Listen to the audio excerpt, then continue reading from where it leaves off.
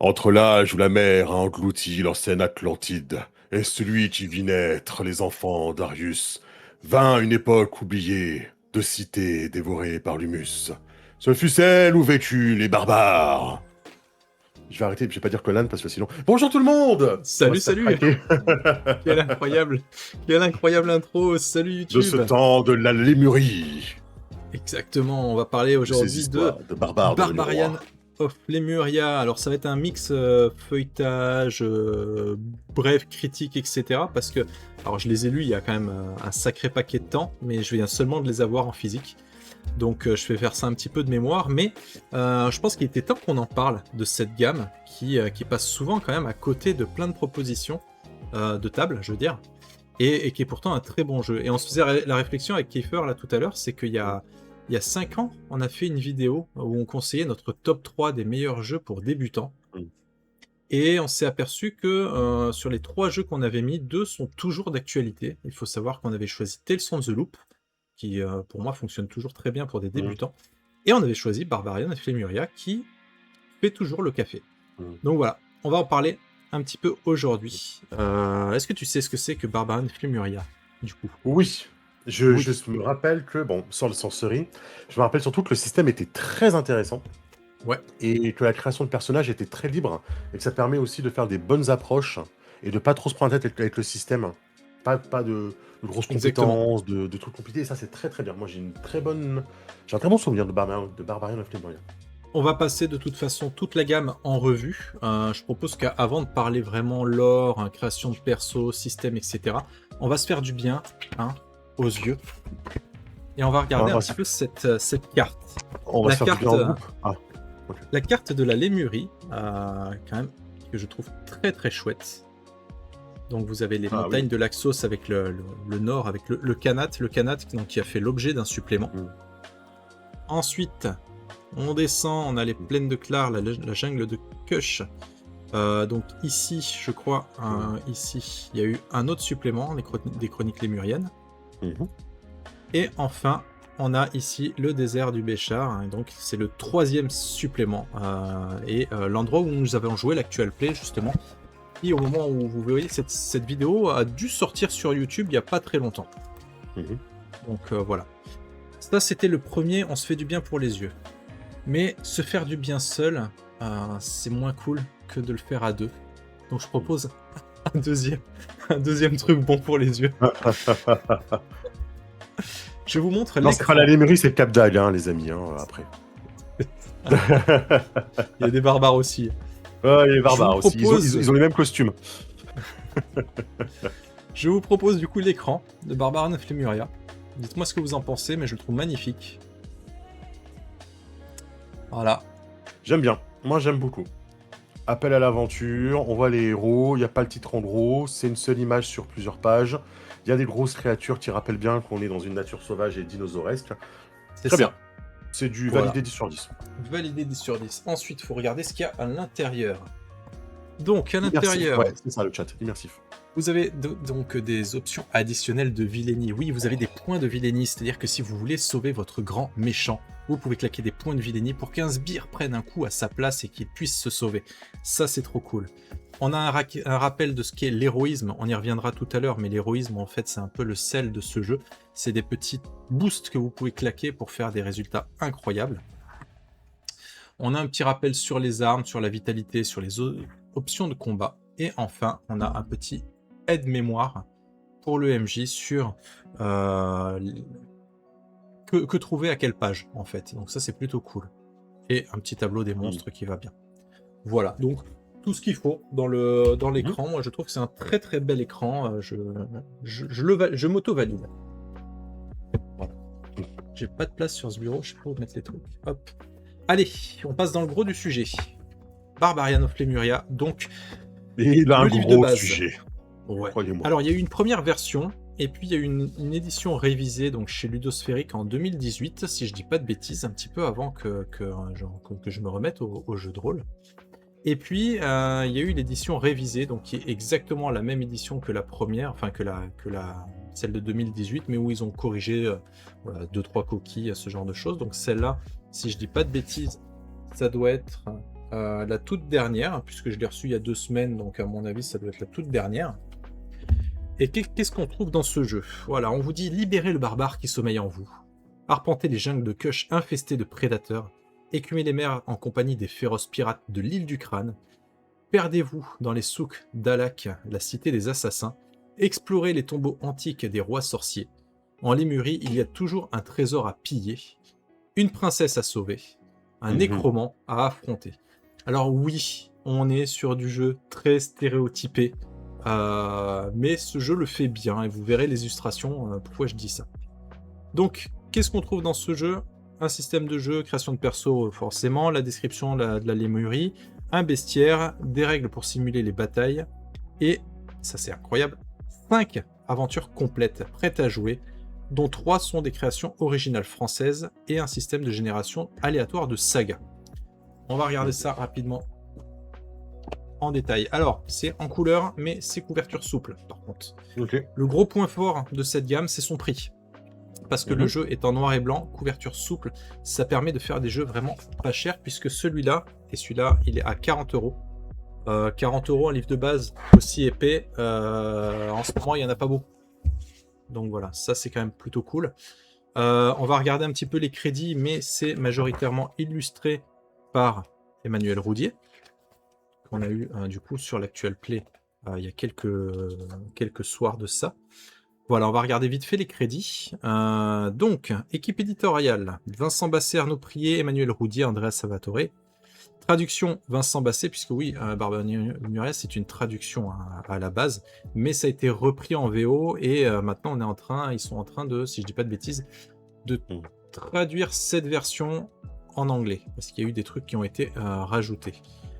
La présente traduction du vocabulaire des règles du jeu s'est basée pour l'essentiel sur celle de la première édition française, publiée au Livre de l'Ours, et ce avec l'aimable autorisation de Kobayashi, qu'il en soit ici vivement remercié.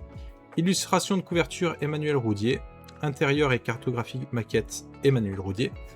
Illustration additionnelle, on a Peter Frein, les silhouettes de navire au chapitre 4, et les plans c'est Arnaud Prié, Andrea Salvatore.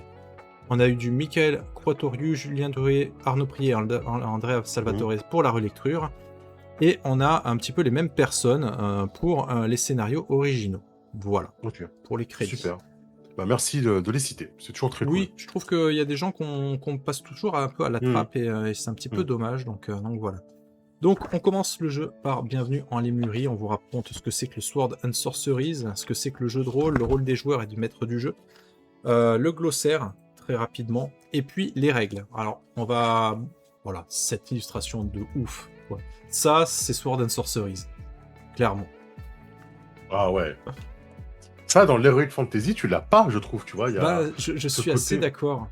Je suis assez d'accord. Monter un dinosaure pour affronter un T-Rex, je le vois pas dans la fantasy. Tu peux le faire, tu vois, mais c'est une des différences avec la fantasy pour moi. Pour le mettre fan classique. Alors, on va parler règles très rapidement. En fait, les règles, c'est simple. Votre personnage est constitué d'attributs et de traits. Donc, les attributs, c'est la force, l'agilité, l'aura et le charisme, je crois. Et les traits, en fait, ça dépend des gens. Les traits, en fait, ça peut être votre origine, ça peut être un métier, ce genre de choses. Ça peut être le combat, etc. Et donc, en gros, quand vous voulez jouer à Barbara Neflimea, c'est très simple. Vous lancez 2d6. Vous ajoutez, si vous pouvez, un carac. Vous pouvez ajouter, si vous pouvez, un trait, donc une profession, un truc comme ça. Et si le total dépasse 9, fait 9 ou plus, c'est une réussite. Si c'est inférieur à 9, c'est un échec. C'est tout. Voilà, il n'y a rien de plus. J'aime bien. Enfin, si, il y a des petits trucs en plus, mais voilà, rien qui mérite qu'on s'étale. Il y a le côté avantage-désavantage aussi, où vous pouvez lancer un 3e dé, etc. Voilà. Voilà, donc là, c'est les attributs, justement, vigueur, agilité, initiative, défense, mêlée, etc., etc. Donc, vous voyez que très rapidement... ah oui, il y a un truc qui est génial dans ce jeu, c'est les avantages et les désavantages, mais en termes de traits.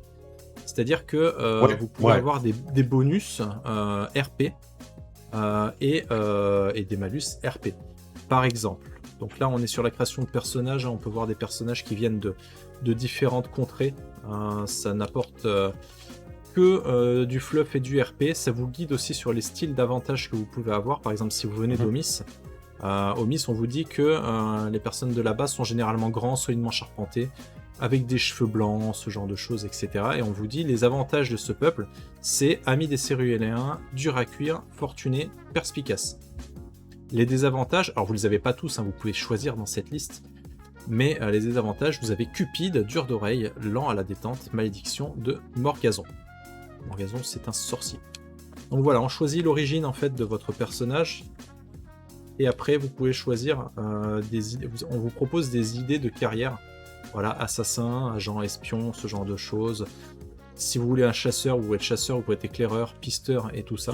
Et après ça entre justement dans les jets que vous voulez faire hein, pour réussir vos actions, etc. Je passe un petit peu rapidement. Vous pouvez aussi créer vos carrières. Dans les avantages, vous avez des trucs du genre bien né. Voilà, bien né, vous avez vécu dans les palais et les cours hein, parmi la noblesse. Vous bénéficiez d'un dé bonus pour agir selon les règles de l'étiquette et de la courtoisie. Vous avez fêtard, c'est un avantage. Vous connaissez bien les auberges et les tavernes, et si vous n'êtes pas le dernier quand il s'agit de lever le coude, vous bénéficiez d'un dé de bonus pour recueillir des informations, trouver des contrats, obtenir des biens et des services quand vous vous trouvez dans une taverne. De plus, vous tenez très bien l'alcool, et bénéficiez également d'un dé bonus pour résister aux effets de la boisson. Et voilà, il y en a plein. Mais ce qui est drôle, c'est les désavantages. Et on s'est surpris avec Kiefer, pas avec Kiefer, avec Scarlock, pardon, à kiffer tellement les désavantages qu'on voulait presque en prendre sans... parce que prendre un désavantage, ça vous donne des points pour pouvoir acheter d'autres trucs et tout ça. Et en fait, juste pour le côté fun, c'est trop bien, quoi. Fanfaron. Ouais. Ça c'est des désavantages bien faits. Si t'as envie de les prendre, c'est bien fait. Ouais, t'as envie de les prendre parce que c'est trop drôle. Regarde, Fanfaron, vous avez une très haute opinion de vous-même et ressentez le besoin de le partager avec le reste du monde. Vous avez tendance à vous attribuer le mérite qui revient à d'autres et à exagérer vos propres exploits tout en minimisant le rôle que vos compagnons ont pu jouer. Inutile de le dire, vous prenez de grandes libertés avec la vérité, ce qui pourrait vous valoir d'être traité comme un menteur. J'aime bien. Voilà, c'est uniquement RP parce que concrètement ça t'apporte rien, t'as pas de débanus, t'as pas de trucs comme ça, mais tu dois le jouer en fait. Et ça c'est fun. Tu vois, marin d'eau douce, tu as un démalus pour toute activité entreprise à bord d'un navire. Voilà, c'est simple, c'est classique. Tu as des trucs aussi comme rechercher, je crois, je me rappelle plus où il est. Je sais plus où c'est, mais bon, ouais, t'es recherché en fait. Il faut que je la retrouve parce qu'elle est vraiment cool. Distrait, fanfaron. Bon, je vais pas le trouver du coup, mais bref, il y en a un qui est vraiment cool. Traqué, voilà. Moi, c'est un truc que je prenais systématiquement et ça m'a mis tellement dans la merde souvent. Vous êtes recherché par les autorités ou bien avez offensé un aristocrate puissant ou un roi des pirates. Quoi qu'il en soit, vous devez constamment échapper à leurs agents qui tentent de vous capturer ou de vous tuer. Lancez un D6 à chaque fois que vous entrez dans une nouvelle ville. Sur un 1, les agents à la solde de votre ennemi vous auront repéré et vont vous tomber dessus. Ok. Donc ces générateurs, vous voyez, les désagréments sont générateurs en fait de parties et tout, donc c'est plutôt cool. On va avancer un peu parce que sinon on va y mettre la journée. Ouais, mais c'est un jeu intéressant, tu vois. C'est un jeu intéressant. Là, vous avez les armes, forcément un petit tableau d'armes avec les armures, etc. Quelques illustrations plutôt cool hein, d'un barbare en action. Pour résumer la création de personnages. Chemin de la gloire. Donc ça, c'est justement tout ce qui est héroïsme, je crois. Voilà, les points d'héroïsme, etc. Défier la mort, etc., etc. Après, on parle de guerre, hein, des combats armés. Comment jouer une petite armée. C'est pas forcément le point fort du jeu, hein, honnêtement. Moi, j'ai fait 100 parce que je trouvais pas ça le plus intéressant. Quelques bateaux quand même pour faire, parce que si vous voulez attaquer un kraken, il faut éviter d'y aller à la nage. Vous avez différentes divinités. On voit qui c'est le papa hein, dans les illustrations. Je vais pas rester trop longtemps dessus, mais ouais, mais c'est bien aussi qu'on n'ait pas que des femmes à poil, et qu'on ait aussi des hommes à poil. Effectivement, les dieux de l'ombre, etc. On a d'autres espèces, hein, les céruléens, qui sont voilà, la peau bleue, je crois, etc. Vous avez les Groot. C'est vrai, je s'appelle Groot, c'est venu après, hein, clairement. On a les hommes oiseaux qui sont vraiment très cool. Les Kalukan, un Scarlock, ça fait des années qu'il veut en jouer un, mais le problème c'est qu'ils n'ont pas de bouche. Donc RP parlant, il faut Ah s'adapter. ouais. Ça, j'aime Donc, bien aussi. Ça me rappelle voilà. l'inachevé. Effectivement. Morgal, les Slorts, après ça c'est des trucs qui sont pas trop accessibles pour les PJ, mais ça existe. La géographie de la Lémurie, donc on passe en revue un petit peu tous les continents. On va pas trop s'y attarder. Satarla, hein, qui est l'une de mes villes préférées dans le jeu, qui est une station, enfin une ville balnéaire de Il y a commerce. assez d'infos, tu trouves, dans le livre de base Ouais. pour se saisir d'un peu de l'univers? Oui. Il y a vraiment pas mal de trucs avec différents endroits. Des propositions de scénarios aussi, régulièrement. Le bestiaire, avec quelques créatures pour vous montrer un petit peu ce qu'on joue. C'est très très orienté, comme vous pouvez le voir, dinosaures, un truc un petit peu... Voilà. Je vais pas tous les passer, mais il y a des trucs, il y a des grosses saloperies quand même, hein, vraiment. Des trucs un peu plus démoniaques. Voilà. Il y a... ça, c'est des personnages des PNJ prêts à l'emploi. Voilà, si vous voulez pas vous embêter. Moi, c'est ce que j'ai fait pour l'actuel play. Hein. J'ai pris des personnages là-dedans. Ouais, les profils sont très courts, finalement. Ouais, ah oui, les profils de monstres sont très courts. Hein. Ils ont juste les caracs, les attributs, les carrières, les protections et les armes. Et basta. Et ensuite, vous avez des scénarios. Il y en a 5. Ah ouais, c'est bien ça aussi. Ouais, vraiment. Alors là, c'est un petit encart sur l'alchimie. On n'y était pas encore. Je me suis trompé. Gagner des points de foi, etc. Des règles sur les sorciers. Regardez-moi cette illustration qui est cool aussi. Voilà. Bref, on a 5 scénarios qui sont plutôt cool, qui se situent dans des endroits différents à chaque fois. Et on a un générateur de saga vers la fin qui vous permet en lançant des dés, d'essayer de faire un petit scénario à vous-même. Je l'ai essayé, ça fonctionne. Donc c'est plutôt cool. Ensuite, on va faire plus rapide parce que là on s'étale un petit peu. On a Chronique Lémurienne. Le premier des suppléments, qui est une aide de jeu de Barbarian Lemuria, dans laquelle on a une description inédite de la région du Khanat, donc c'est un peu l'équivalent mongol, on va dire, avec les peuples, des nouvelles options d'origine, des héros de ce bestiaire, hein, ce genre de choses. Le calendrier de Satarla illustré pour les fêtes locales et les pistes d'aventure, et pas moins de 5 aventures prêtes à jouer, du Khanat glacial à la Côte de Feu en passant par les cimes de l'Axos, donc tout ça c'est toujours un peu la même région. Donc c'est vraiment cool quoi. Il est épais ce supplément, il est pas mal hein, quand même. Il fait 135 pages. Avec, alors elle est en noir et blanc, mais avec voilà un petit focus sur la région en question à la fin.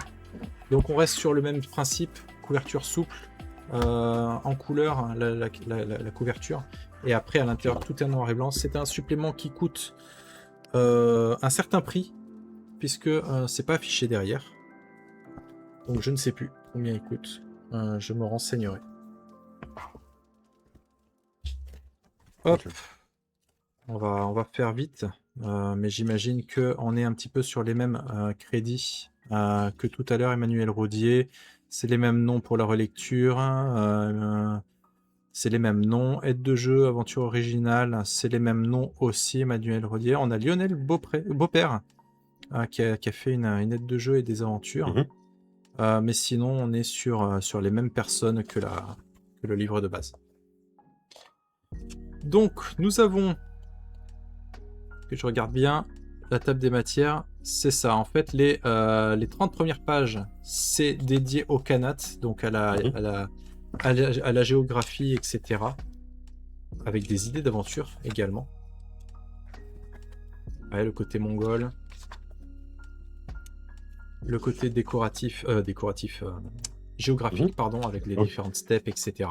Je passe un petit peu. La main de Jade, qui est une super, si je dis pas de bêtises, c'est de mémoire, une super secte, organisation criminelle, je sais plus trop. Un truc un peu entre les deux. 40 € chez Philibert. Non, ça c'est pour le livre de base. Je pense que le supplément... Ah, quoique, c'est possible parce qu'ils sont épais. Hein. Je vois la campagne, elle est un peu... Ouais, c'est possible que ce soit 40 € aussi, ouais. Je vais regarder. N'oubliez pas, tiens, nous avons un lien affilié Philibert au passage. Voilà. Effectivement, tout est dans Pour nous le... rémunérer. Voilà, ce que j'aime Ah, bien, des c'est trucs. que voilà, ils mettent des idées d'aventure régulièrement. Mhm. Donc chaque idée d'aventure, c'est que vous pouvez mettre en place. Et ensuite, on a tout le reste, c'est du scénario, donc des scénarios qui sont liés justement à comment dire, à cette région, quoi. Ok.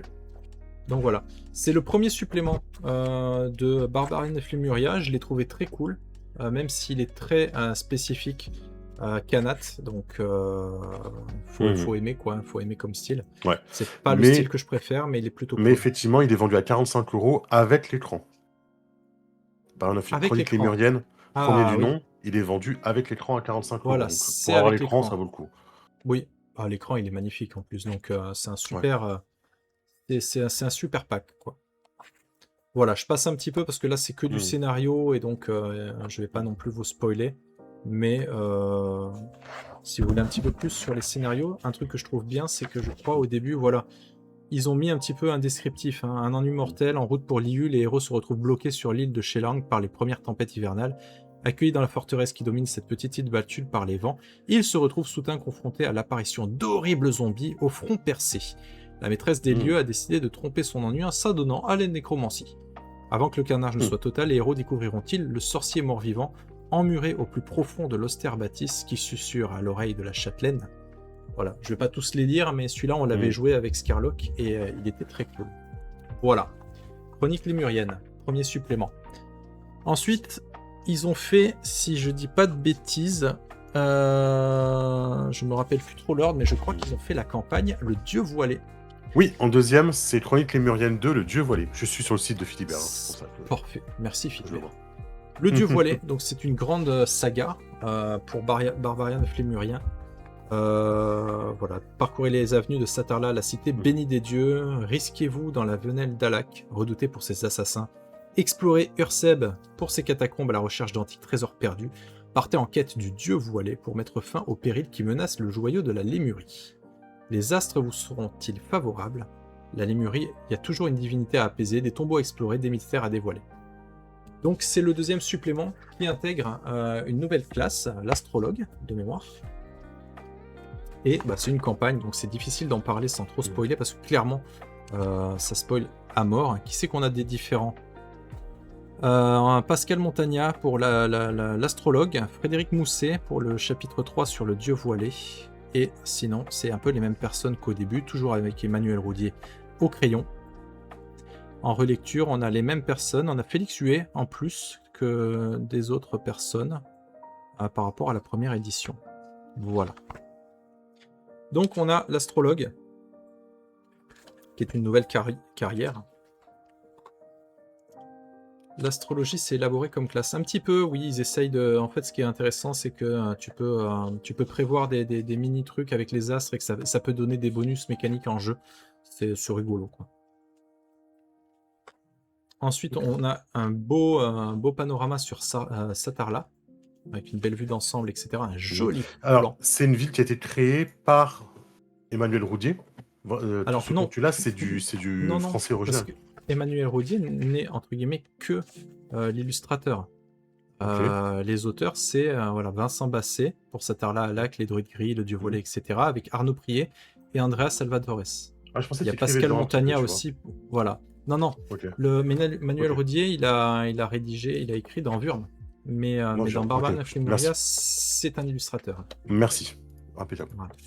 Et Wurm, on en parlera aussi. Mais du coup, c'est la bientôt. création française, quoi. C'est une campagne création française. Oui, Originale, absolument. Voilà, c'est En trop fait, bien, si tu bravo. veux, à la base, c'est une traduction Barbarian of Lemuria, sauf qu'en France, on a continué le jeu Ouais. avec les chroniques lémuriennes, etc. Et maintenant, en fait, les anglophones sont jaloux parce qu'ils en ont pas autant, ce qui permet à Mais- Ludosphérique de tenter une traduction, Une si percée. ma mémoire est bonne. Voilà. Donc, on vous présente voilà, plusieurs villes, etc. Je passe parce qu'il y a énormément de spoil dans cette campagne. Mais voilà, Urseb. Ça, ce qui est intéressant dans cette campagne, c'est que du coup, vous avez quand même les cartes de certaines villes. C'est pour ça que ça s'appelle aussi un peu chronique lémurienne. Et après, vous avez, voilà, tout ça, c'était du lore. Et après, vous avez voilà, la campagne qui commence avec la colonnaire de Nemeret. puisque en fait, sans forcément parler de zombies, disons qu'au tout début, il y a un problème de mort qui n'est pas vraiment mort, etc. Et ça crée un petit problème. Donc, je vous montre quelques illustrations quand même au passage, parce que c'est toujours très chouette. Mais, hop, je vais passer un peu rapidement parce qu'il y a du spoil. Donc voilà, c'est la deuxième campagne, c'est un peu difficile, volontairement je vous en parle pas parce que je l'ai joué, hein, mais je vous en parle pas parce que ça spoil monstrueux hein, en fait, donc voilà. Le dieu voilé. Et ensuite, on passe à l'un de mes suppléments préférés de Chronique Lémurienne 3. Donc on reste toujours sur le même truc, on est en couverture souple, en couleur, et tout l'intérieur est en noir et blanc. Je regarde vite fait, mais je crois qu'on est sur les mêmes personnes. Équipe éditoriale, il y a Cédric Nicolas en plus par rapport aux autres. On a Manuno et Pascal Montagna. Voilà, c'est des personnes un petit peu en plus. Alors pourquoi je l'aime bien celui-là? Parce que ça parle de pirates. Parce qu'on parle de l'île du crâne, de la fraternité des pirates, de Parsoul. Donc voilà, Chronique Lémurienne 3 vous propose de nouvelles aides de jeu pour pas moins 5 aventures inédites pour poursuivre votre exploration à Lémurie. Donc voilà, une description des îles du crâne, celle de Parsoul, la grande cité portuaire de la flotte légendaire, une présentation de la sordide secte des druides pourpres, les sanglants adorateurs de Zilidit, et 5 aventures prêtes à jouer pour des vaillants héros. C'est ça qui est cool, c'est que chaque supplément apporte du lore et de quoi jouer dans ce nouveau lore en fait. Voilà. Donc on a toujours le même principe, la cartographie de la Lémurie, les cultes et après les aventures et les aides de jeu à la fin quoi. Donc je passe un petit peu, regardez, moi j'adore, ça fait vraiment, ça c'est Sword and Sorceries quand même. Donc voilà, moi qui aime bien les pirates, j'ai trouvé que ça apportait un truc vraiment sympa à ce jeu qui manquait. C'est vraiment très bien vu. Alors il n'y a pas non plus, ils n'ont pas poussé le vice à de la gestion d'équipage, des trucs comme ça. Il y a 2-3 trucs, hein, mais c'est pas vraiment le propre du jeu. Voilà, toujours pareil, hein, comment dire, des points sur les cités. Là, c'était Parsoul, je crois. Voilà. Parsoul qui est là avec la légende, avec tout ce que vous pouvez retrouver, et puis les petits quartiers qui sont détaillés, etc. Les cultes, les druides pourpres. Et après, vous avez les différents scénarios, justement, qui vont se passer en mer ou pas que. Et qui vont utiliser justement la géographie de ce supplément. Donc voilà, c'est un de mes préférés. C'est un de mes préférés avec celui qui va arriver également. Je le trouve vraiment très chouette. Je le trouve plus intéressant que celui du Kanat parce que ça me parle plus en fait. Voilà. Est-ce que les suppléments correspondent à des niveaux de perso? Pas du tout. En fait, il n'y a pas vraiment de niveau dans ce jeu. Tu n'as pas de niveau 1, 2, 3, etc. Tu gagnes un petit peu tu vas augmenter dans tes carrières, ce genre de choses, mais un niveau débutant et un niveau très avancé, il n'y a pas une énorme différence chiffrée, en fait. Parce que, en fait, le côté évolution du perso, c'est pas le parti pris du jeu. Le jeu, il n'est pas pensé pour être vraiment équilibré, il est pensé pour jouer une certaine proposition, en fait. Donc effectivement, si tu veux jouer un alchimiste, etc., et qu'à côté, tu as un personnage qui est le pur barbare, etc., effectivement, l'alchimiste, il va en chier en combat. Il va pas être aussi bon que le barbare, clairement. Par contre, il va pouvoir faire d'autres trucs pendant les scénarios que le barbare pourra pas faire. Et c'est OK, en fait, c'est le parti pris du jeu. Et le petit dernier, un de mes préférés, la perle du Béchar, qu'on vous a présenté avec Emmanuel Roudier justement en interview. Donc on va pas revenir dessus, justement. Mais c'est toujours pareil. Et ça se passe dans le désert. Donc ça, c'est le 4e, c'est ça? Ça, c'est le 4e, oui. Ouais, qui est à 35 €. Qui est à 35 €. Absolument. Et qui vient de sortir là vraiment assez récemment, quoi. Il y a un mois, quoi, à peu près, qu'il est sorti. On est sur les mêmes personnes, hein, toujours pareil, on change pas une équipe qui gagne. On a juste rajouté Damien Ruiz à la relecture. Tac, tac, tac, tac, tac. Et je regarde des autres personnes, voilà. Donc, on a effectivement la cité de Malakut. On a donc Malakut qui est une cité, l'une des dernières cités avant le grand Mmh. désert, avant que ce soit vraiment sauvage et inhabitable. On a le Béchar, hein, donc qui est vraiment la zone géographique du Béchar, donc le désert, son bestiaire. Et ensuite, contrairement aux autres, on n'a pas plusieurs scénarios. On a une petite campagne. Et ça, c'est cool. Donc voilà, vous avez une petite campagne que je n'ai pas lue. Par contre, je ne peux pas vous la présenter parce que le jeu vient de sortir. Et j'ai toujours espoir que quelqu'un, Atsu, nous fasse jouer. Euh, À tes souhaits. oui, Atchou! À tes souhaits. c'est ça. Mais la personne sachera, n'est-ce pas? Voilà. Donc c'est le supplément dans lequel se déroule l'actual play qu'on a fait avec Emmanuel Roudier, justement, il n'y a pas si longtemps. Donc voilà, je passe un petit peu rapide, mais le Béchar, hein, donc la zone désertique, avec, ouais, j'ai même encore mes petites notes, justement, de Mhm. quand je devais faire l'actual play. Les Bécharies avec les coursiers du vent, donc ce sont des espèces de grosses autruches. Et tout ce que j'ai dit, hein, dans l'actual play, hein, c'est basé là, hein, la légende de Bissara, je crois que c'est derrière.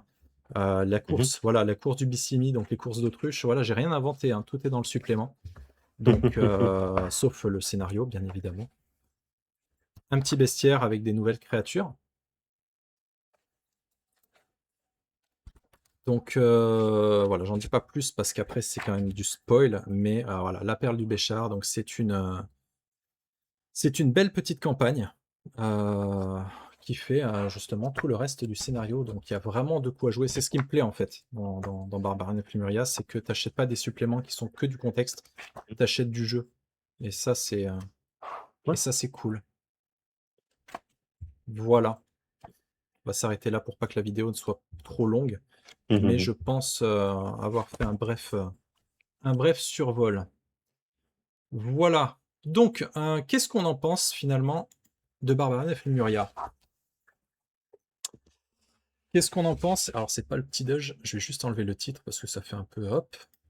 Qu'est-ce qu'on en pense? Qu'est-ce que t'en as pensé, toi, de ce feuilletage? Est-ce que tu trouves que c'est Bah, pertinent comme supplément? ouais, s'il y a de la matière et tout, c'est intéressant, tu vois. Qu'on nous donne, euh, qu'on nous donne de la matière à jouer surtout. Ouais, Dans ces univers-là où finalement on a assez peu, ou peut-être pas assez de films ou de romans, de pop ouais, culture, tu vois, pour nous je aider. vois ce que tu veux dire. Moi, j'ai trouvé Mm. ça cool. Je trouve que c'est une gamme qui est très chouette parce qu'encore une fois, le jeu, le système est très simple à prendre en main. Donc, les débutants s'y retrouvent très vite. Idem pour les MJ. Vous voulez un jeu qui est pas trop difficile d'accès, où il n'y a pas un lore monstrueux, Mm. où vous n'êtes pas obligé de tout lire parce que si votre action se déroule, je dis pas, j'en sais rien, dans le désert, vous embêtez pas à lire les autres régions, quoi. Vous lisez que le désert, et en Mm. fait, en gain de préparation, c'est très rapide. Euh, et voilà, moi je trouve que voilà, pour les débutants, c'est vraiment très cool. Visuellement, le jeu est joli. Alors oui, c'est du noir et blanc, donc ça claque peut-être un peu moins que certains autres jeux, mais je trouve que ça lui donne une identité qui lui est propre. Je Mhm. trouve pertinent le fait que ce soit pas une course au supplément. C'est-à-dire que les suppléments sont quand même très lents à apparaître, mais ils sont travaillés, ils sont réfléchis. Le jeu est sorti en français en 2018, je crois, et là, le dernier supplément, il vient de sortir, on est en 2026. Donc en Mhm. 8 ans, il y a eu que 1, 2, 3, 4 suppléments, quelque part. Donc c'est pas, voilà, on n'est pas sur une course au supplément pour faire du fric, en fait. Et C'est puis, bien. chaque supplément a été vraiment réfléchi. Ça met l'accent sur une thématique bien spécifique. Ça lui donne suffisamment de lore, mais pas trop non plus. Vous avez plein de pistes de scénarios pour les développer. Il y a des scénarios justement qui sont prêts en main, justement pour pouvoir y jouer. Donc, ouais, moi je suis super content en fait de cette Mhm. gamme. Ça me donne l'idée de faire peut-être de temps en temps des one-shots. C'est vrai qu'on en avait reparlé, mais après il y a eu tellement d'autres jeux qu'on est passé à autre chose. Mais à l'heure actuelle, on est en 2026 et je trouve que le jeu, il est toujours très pertinent dans sa proposition. Il est toujours aussi moderne dans son jeu. Mhm. On peut lui reprocher un truc, ça c'est un truc que moi je lui reproche peut-être, c'est que les points d'héroïsme sont tellement pétés dans ce qu'ils servent que bien souvent, on n'ose pas les dépenser pour des actions un petit peu triviales et on capitalise dessus pour le boss de fin. Et les boss de fin de session se font déchiqueter parce que tu claques tout ton héroïsme à ce Tout est moment-là. héroïsme à la fin. Voilà. Ça me rappelle quelque chose. Je crois qu'on avait fait ça dans une partie qu'on avait fait. Bah, tout le monde le fait tout le Ouais, temps et ça ouais. s'est revu également là dans l'actuel Mmh. play où je crois qu'il y a que Scarlock qui en avait J'avoue. dépensé quelques-uns pour survivre au début parce Mmh. que il est mais Parce qu'il sait sinon pas je faire crois un que jet, mais ouais. c'est ça. Mmh. Mais sinon en fait, ouais, tu claques tout pour le boss final, tu ajoutes des D6 à la pelle en dégâts et ouais, les trucs ils se font dézinguer. En même temps, les boss finaux, enfin les gros boss sont pas des plaisanteries, c'est quand même des grosses menaces. Donc je pense que le livre il est aussi un petit peu, équilibré pour ça. Mmh. Si tu arrives OK. devant un boss et que tu as plus aucun pouvoir héroïque, à mon avis, tu prends plein la gueule. Mmh mh, Voilà. mmh. Voilà les amis, merci, Merci beaucoup d'avoir, pour toute suivi cette ce lecture. feuilletage. Des bisous et à d'autres je suis fatigué. À À la bientôt prochaine pour d'autres vidéos. Ouais. pour d'autres À la vidéos. prochaine. Ciao tout le monde. Ciao. Bye.